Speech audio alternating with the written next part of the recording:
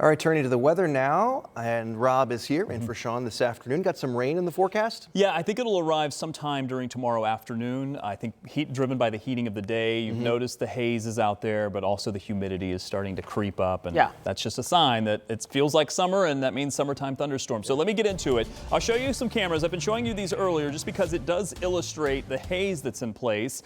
Some of the cameras hazier than others, depending upon where you are. Most of that is going to start to lift to the north. I noticed the Noblesville camera there showing a good bit of haze on it. I'm hoping that these south winds will continue to drive that haze to the north. Unfortunately, those south winds are bringing in some warmer temperatures. It's into the mid-80s for Bedford and for Seymour right now. It's also bringing in some additional humidity. So along with that comes the chance for showers that returns to our forecast. I don't think it's going to be with us for tonight, although by early morning a couple of spotty showers could be possible.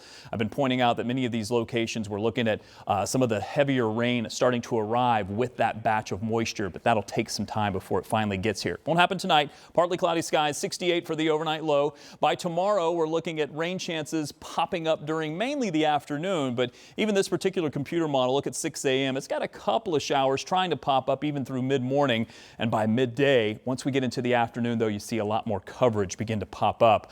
What I'm curious about is, will we see those pop-ups right over downtown as we get through about 8 or 9 o'clock? We'll just have to watch the radar. It's going to be difficult to pinpoint an exact location where those individual thunderstorms pop up. May see the same thing into Saturday morning as well. And because these are going to be moving so slowly and they're producing a lot of heavy rain, we may have some isolated flooding, some locally heavy rainfall, and that could be a bit of a concern. Not expecting widespread problems, but one of those heavy downpours could sit over a same location and produce several inches of rain. That could become a problem. Same thing as we get into Saturday afternoon as well. So for the game forecast, I think we're looking at a few scattered showers possible. Temperatures close to 80, but cooling down into the 70s. And then by the weekend, we do have rain and storms in the forecast. I think Saturday has the better chance.